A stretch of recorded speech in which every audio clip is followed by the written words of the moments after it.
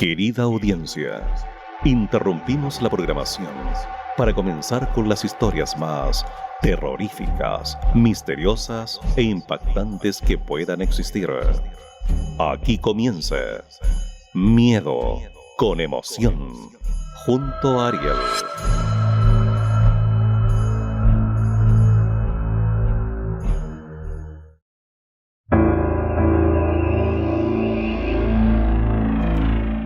Muy buenas noches, gente de la audiencia. Nos encontramos en una nueva entrega de Miedo con Emoción. El día de hoy hablaremos acerca de 3 historias que guardan relación con niños.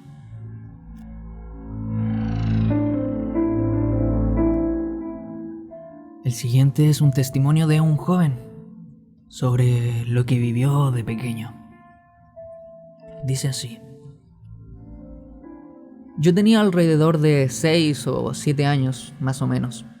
Vivía en el Líbano, en el Medio Oriente. El país había sido devastado por la guerra en esa época. Los asesinatos y secuestros eran comunes. Durante un tiempo, los bombardeos eran bastante habituales. Me quedaba delante del televisor viendo un programa muy extraño. Recuerdo que era un show infantil, duraba unos 30 minutos. Contenía imágenes raras y un poco siniestras para niños. Quizás era una táctica de los medios de comunicación para mantener a los niños asustados con respecto a lo que acontecía en ese entonces.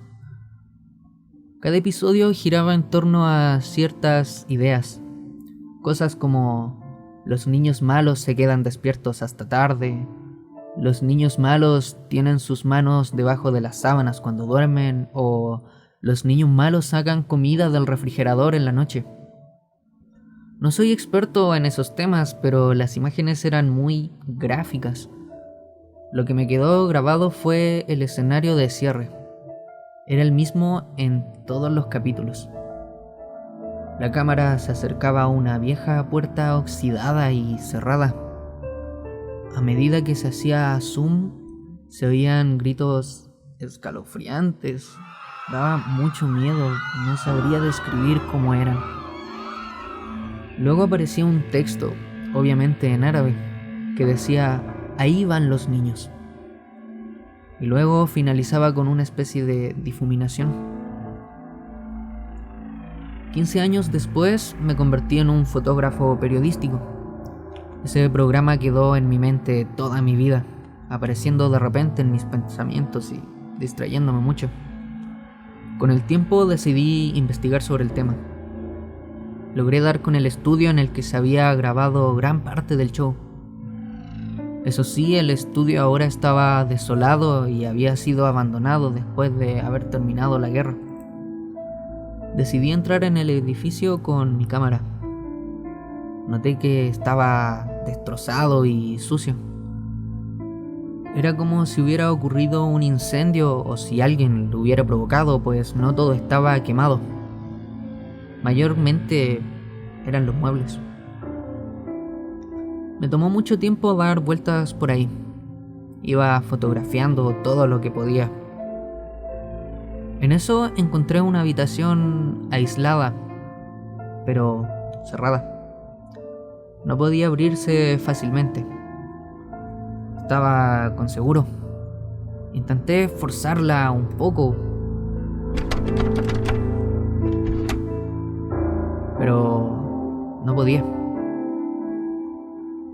Luego de bastantes intentos, logré abrir la puerta y quebrarla.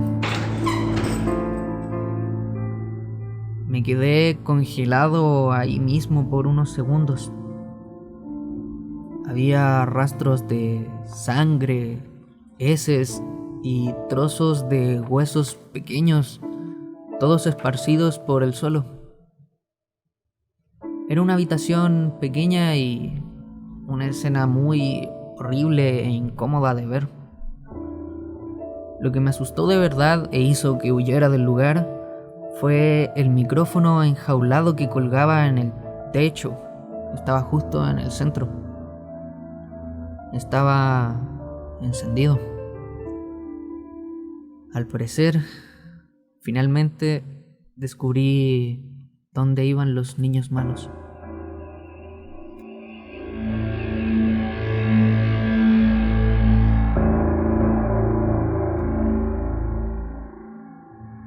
A continuación, escucharemos una experiencia de un joven a quien su padre le gustaba relatarle historias de terror.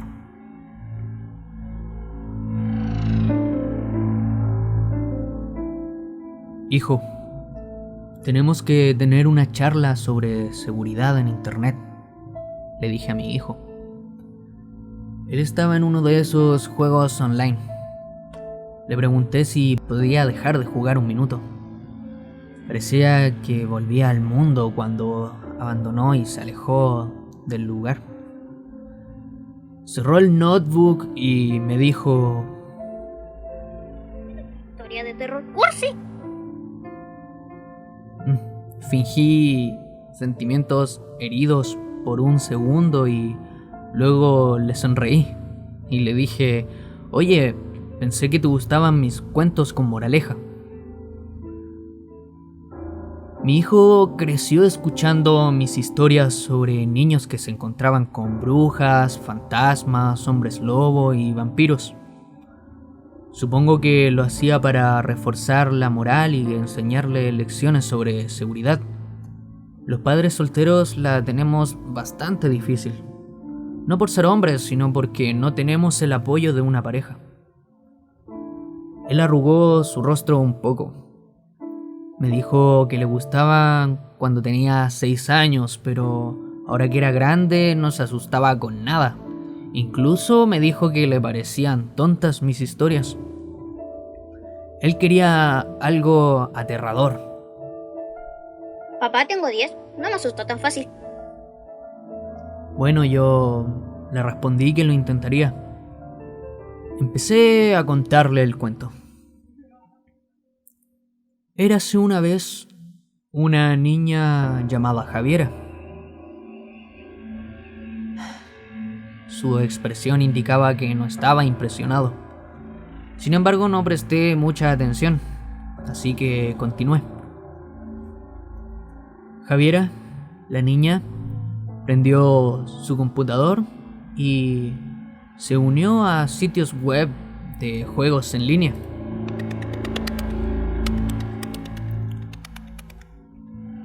Habló con varios niños, varias niñas, hasta se hizo un amigo. Tenía 10 años y el nombre de usuario era Helper23. Le gustaban los mismos juegos y programas de televisión. Estuvieron explorando varios juegos juntos. Después de varios meses, Javiera le dio a Helper23 6 diamantes en un juego que no recuerdo. Como agradecimiento, su amigo quería enviarle un regalo en la vida real a Javiera, debido a que se acercaba el cumpleaños de ella. La niña pensó que estaría bien dar la dirección de su casa, mientras que Helper no la diera a alguien más. Él juró que no se lo diría a nadie y se dedicó a enviar el paquete sin ayuda de sus padres y sin contarles nada. Me detuve en la historia y le dije a mi hijo: ¿crees que fue una buena idea? Él me miró un poco extrañado y me contestó que no, fuertemente. Noté que se estaban metiendo un poco más en la historia. Bueno, dije. Javiera se dio cuenta que también había cometido un error. Por eso ella empezó a sentirse culpable por dar su domicilio. Un sentimiento de culpa iba creciendo y creciendo a medida que pasaban los días. A veces se equivocaba al hablar o le preguntaban algo y ella comenzaba a titubear, a no responder nada bien. Pero le preguntaban qué pasaba y ella contestaba que no pasaba nada, solamente estaba un poco nerviosa por una u otra cosa. Este sentimiento de culpa fue tanto que no podía dormir bien durante todas estas noches. hasta que un día pensó en contarle la verdad a sus padres. No le importaba si era castigada o si le quitaban el computador o si no podía salir a jugar con sus amigos o amigas o cualquier cosa, no le importaba, solamente quería contarle la verdad a sus padres porque lo merecían. Ese día, en la noche, Javiera podía sentir todos los ruidos de su casa. La gotera de la llave, el viento en la ventana, los pasos lentos de sus padres. Eran pasos que se acercaban a su cuarto. «Oye, papá, tengo algo que decirte», gritó suavemente la pequeña. El padre, al parecer, había pasado a la habitación de su hermano pequeño, pero se devolvió. En eso, el padre asomó la cabeza por la puerta desde un ángulo un tanto extraño. «¿Estás bien, papi?» «Ajá», respondió el hombre de forma desinteresada. Javiera le preguntó por su mamá. Ella de inmediato apareció por la puerta, debajo de la cabeza de su padre, en otro ángulo extraño. Su madre dijo: «Hija, ¿querías decirnos que le diste nuestra dirección a Helper 23? No debiste hacerlo. No tienes que andar dando tus datos por internet. ¿Sabías que no era un niño? Pretendía serlo, pero no lo era. Vino a nuestra casa, entró y nos asesinó a los dos solo para estar contigo». En eso las figuras desaparecieron y un hombre extraño y horrible con una chaqueta sucia surgió por la puerta. Tenía las cabezas de los padres en una mano. Javiera gritó desesperadamente, pero nadie la escuchaba.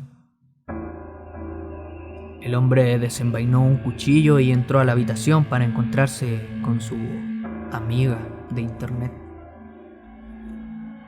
Después de varias horas, la muchacha estaba casi muerta debido a la tortura que había sufrido.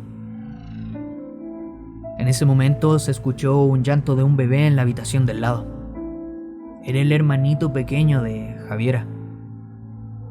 El hombre nunca había asesinado a un bebé y eso le llamaba mucho la atención. Dejó agonizando a Javiera hasta que murió en su pieza. En la otra habitación se acercó a la cuna y tomó al bebé en sus brazos.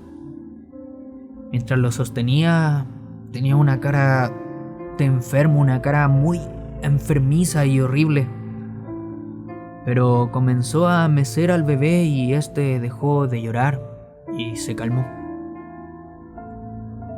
La guagua lo miró y sonrió.